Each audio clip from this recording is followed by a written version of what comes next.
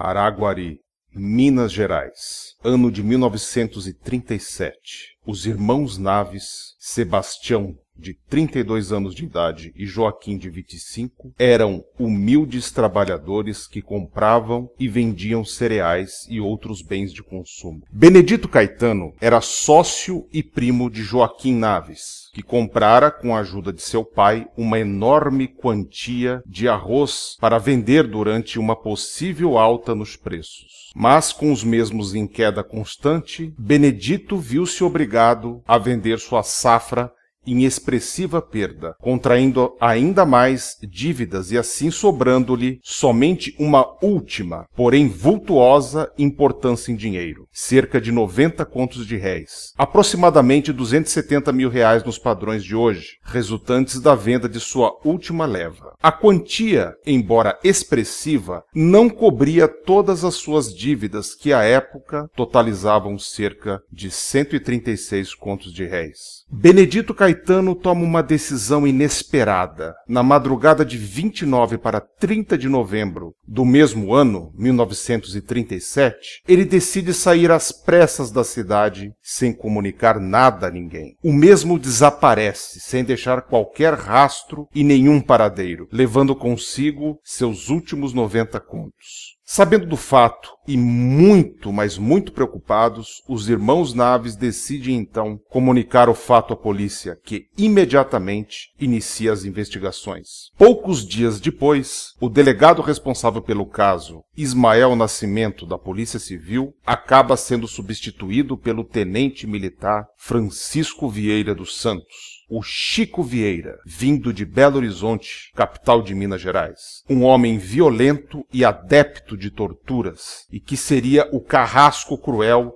dos irmãos e de seus familiares e o causador de um dos maiores erros judiciários da história do Brasil. Chico então manda prender Sebastião e Joaquim para interrogá-los sobre um possível motivo para o qual Benedito tivesse de sumir do mapa. Ele formulou uma hipótese de que os Naves poderiam ter assassinado Benedito a fim de ficar com seus 90 contos para saldar dívidas de comércio. Os irmãos então são submetidos a torturas medievais diversas para que confessassem onde e por que razão teriam matado Benedito e escondido seu dinheiro para resgatá-lo depois. Além das torturas diárias e cruéis, eles eram alojados em celas subterrâneas, imundas e em péssimo estado de conservação, privados de água, comida, visitas e até mesmo da luz do sol, confinados ao escuro de um crime que sequer tinham cometido, por um homem que faria de tudo para obter uma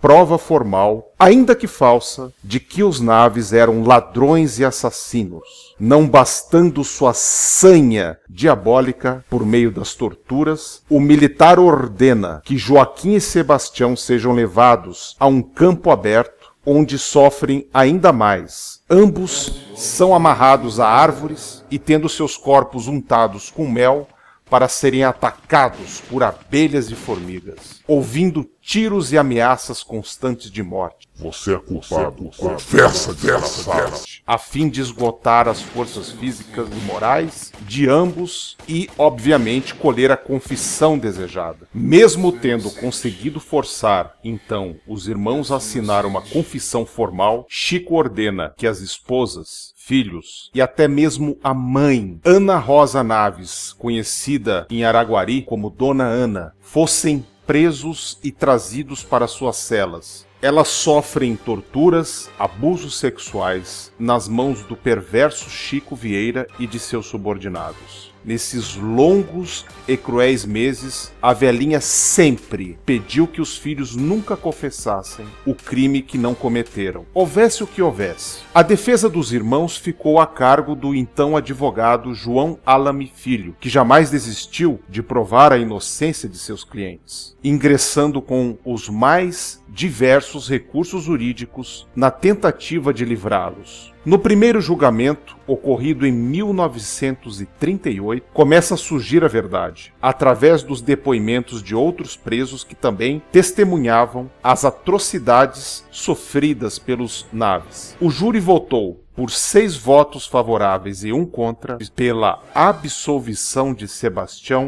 e Joaquim. Realizou-se então, no mesmo ano, um novo julgamento, no qual confirmou-se o voto por 6-1 da inocência dos réus. No entanto, eles não poderiam aproveitar sua tão sonhada liberdade. O Tribunal de Justiça, submetido ao regime ditatorial da Constituição de 1937, resolve alterar o resultado do veredicto.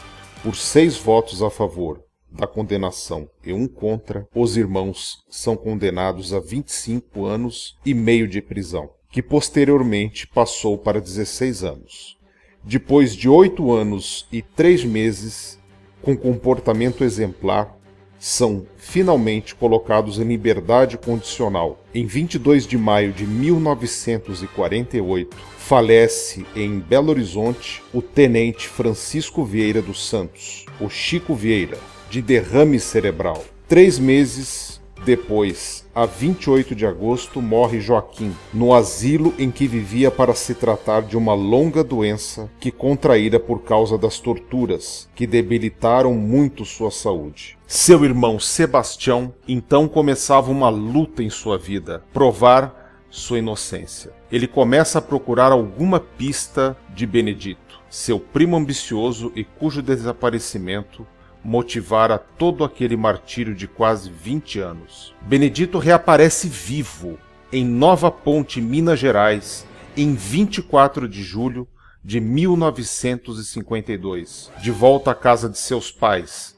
sendo reconhecido por Zé Prontidão. Avisado, Sebastião vai com alguns policiais para Nova Ponte, onde Benedito jurava não ter sabido de nada que ocorrera em todos esses anos. Misteriosamente, poucos dias depois, toda a família de Benedito, menos o próprio, morre em um acidente com um avião que os levava para Araguari, para prestarem os devidos esclarecimentos. Assim, em meados de 1953, os irmãos Naves são finalmente inocentados oficialmente de toda e qualquer acusação. Ainda restava uma última etapa, a indenização legal de sua família. Sebastião e João Alame Filho, o advogado, lutaram por 7 anos, até 1960, quando conseguiram processar o Estado e assim garantir a indenização devida à sua família e aos descendentes legais de seu irmão. Realizada esta parte final de sua trajetória, Sebastião viveu com tranquilidade até sua morte em setembro de 64. Dona Ana faleceu 2 anos depois e seu grande defensor, João Alame Filho, veio